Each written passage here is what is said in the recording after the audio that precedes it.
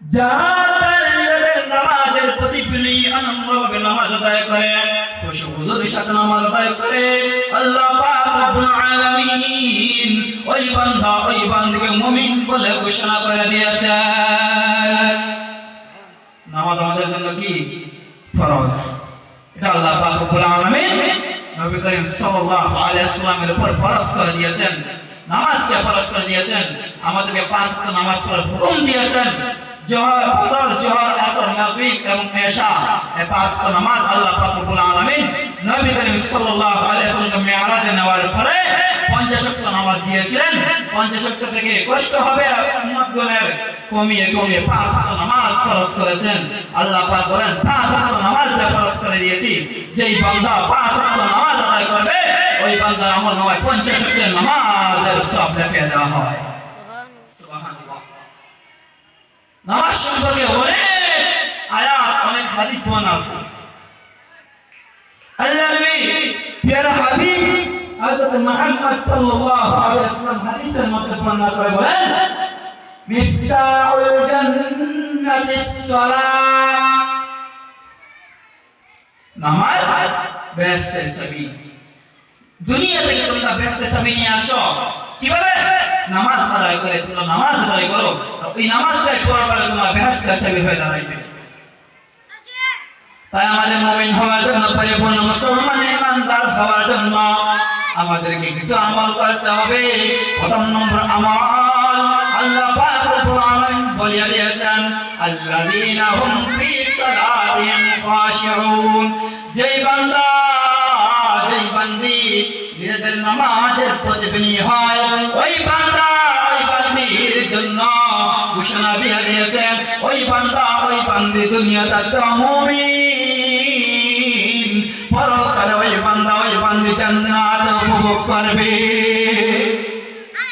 সুবহানাল্লাহ। দ্বিতীয় নম্বর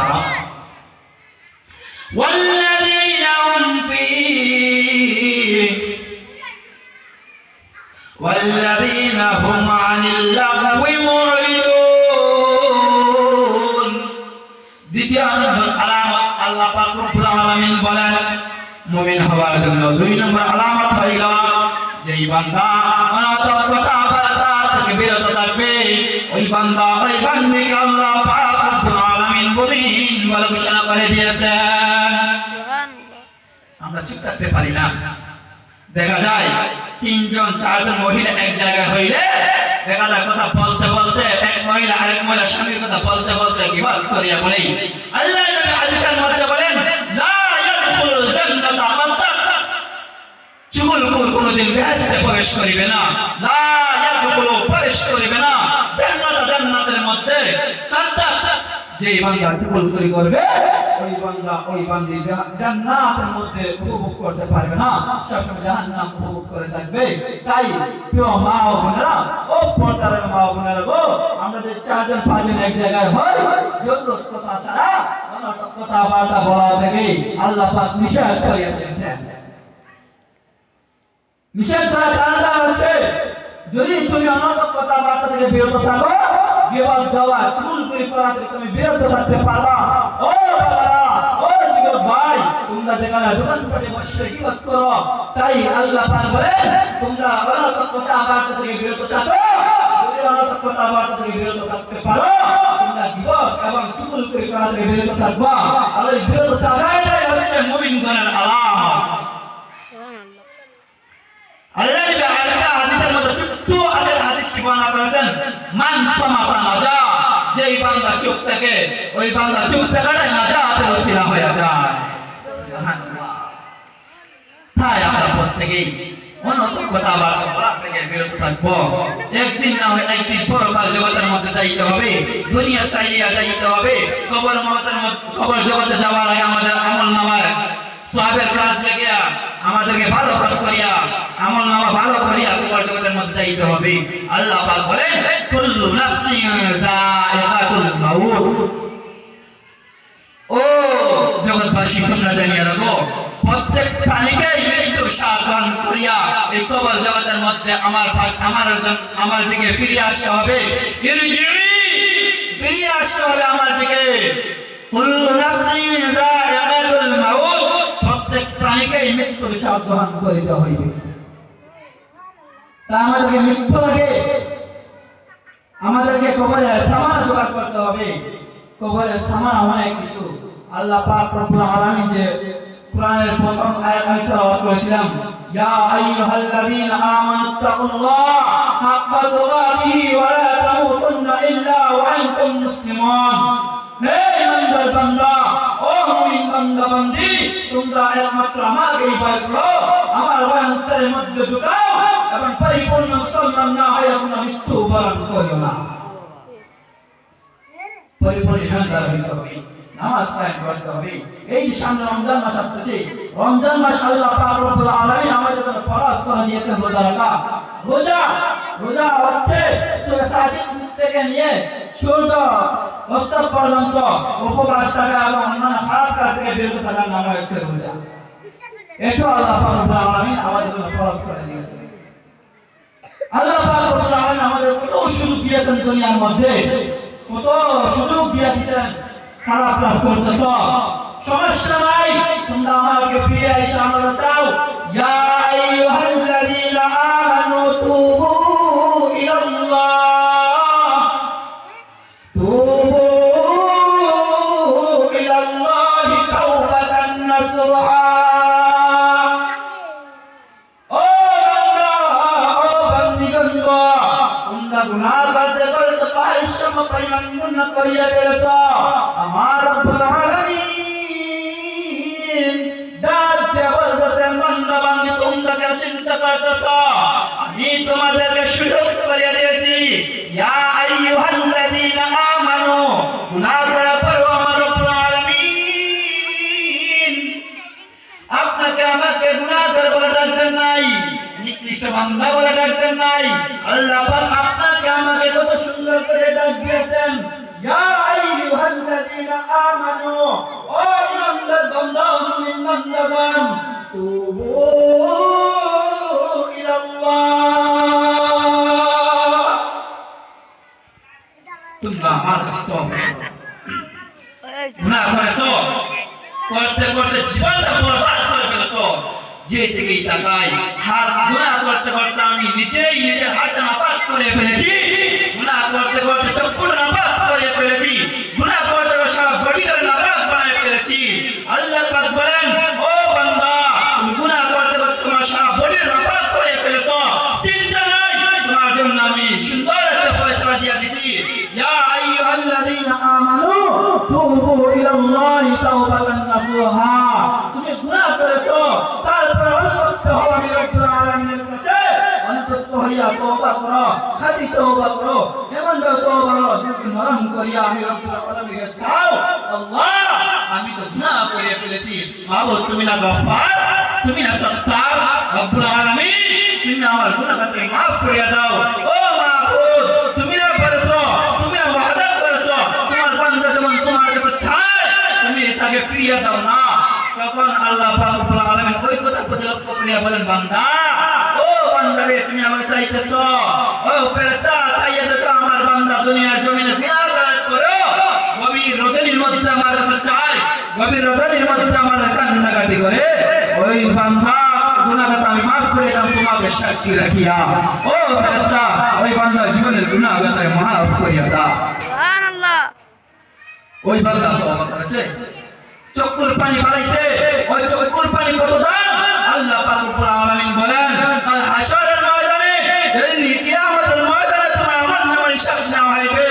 ও বান্দা, জানো তোমার এক ফোঁটা পানির কত দাম?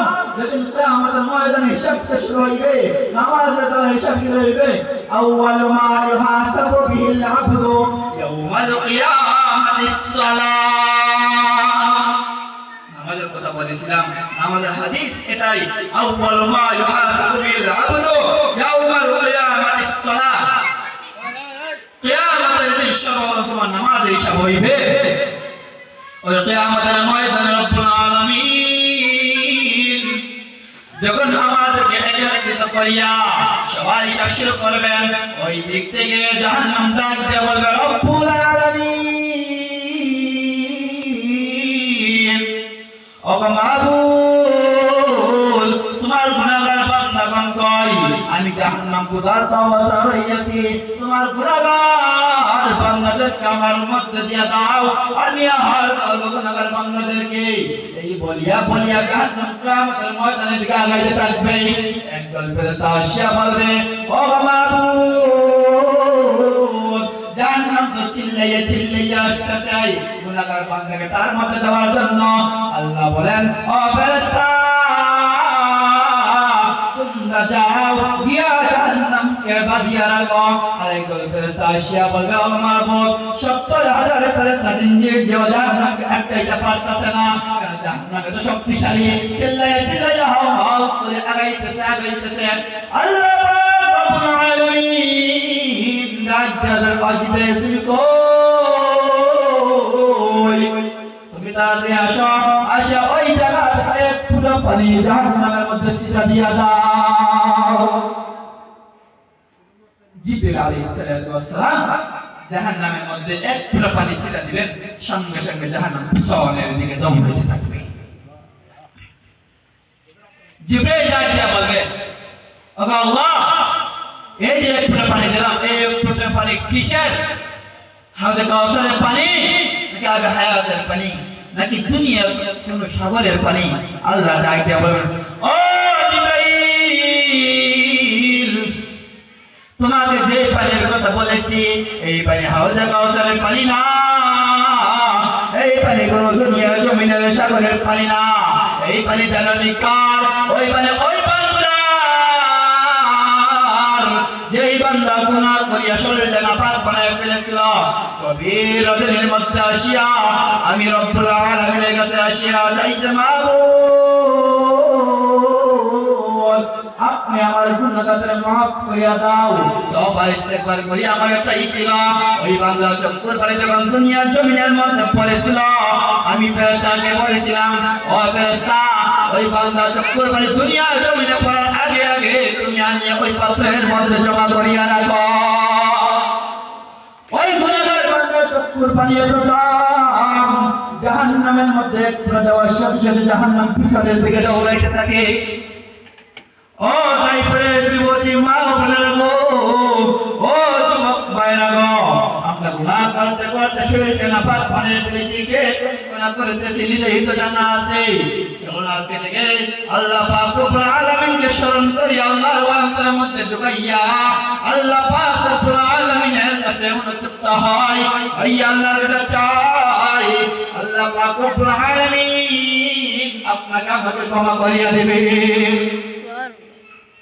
চাইতে হবে কার কাছে আল্লাহ পাক রব্বুল আলামিনের কাছে আমাদের চাইতে হবে না চাইলে দিবেন না আল্লাহ পাক রব্বুল আলামিন বলেন তোমরা চাইবা আমি রব্বুল আলামিন গফফার যে সিফাতের একটা নাম সিফাতের নামের খাতিরে আমি তোমাদের গুনাহকে মাফ করে দেব গফফার নামের হলো ক্ষমা করে ওয়ালা গফফার নামের হলো ক্ষমা করে ওয়ালা গফফার নাম উচ্চারণ করবার আমাদের চাইবা সঙ্গে সঙ্গে আমি রব্বুল আলামিন তোমাদের গুনাহকে মোচন করে দেব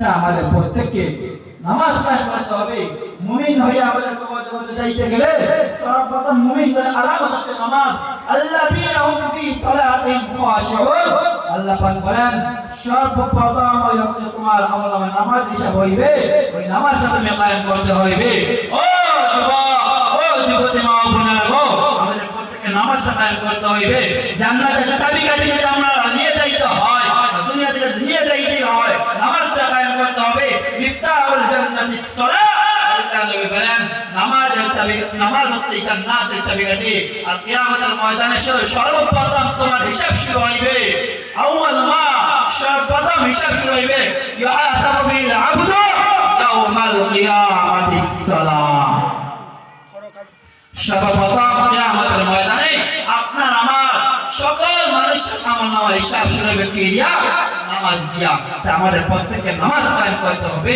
আল্লাহর বান্দার মধ্যে ঢুকাইয়া পরিপূর্ণ মুসলিম হইয়া যেন আমরা কবর জগতের মধ্যে যাইতে পারি আল্লাহ পাক রব্বুল আলামিন আমাদের প্রত্যেককে যেন পাঁচ ওয়াক্ত নামাজ পড়তে তৌফিক দান করেন যেটুকু আলোচনা করলাম পুরো হাদিস থেকে আলোচনা করলাম অতটুকুর উপর আল্লাহ পাক রব্বুল আলামিন আগে আমি শাফিকে যেন আমল করার তৌফিক দান করেন। তারপরে মহল্লা তাইপুর গ্রামের সকল মুরব্বী এবং যুবকদেরকে তৌফিক দান করেন এবং আমার পর্দা আড়ালের মা বোনদের জন্য তৌফিক আদা দান করেন। আমিন। ওয়া আখিরু দাওয়ানা আলহামদুলিল্লাহি রাব্বিল আলামিন। আসসালামু আলাইকুম ওয়া রাহমাতুল্লাহি ওয়া বারাকাতুহু।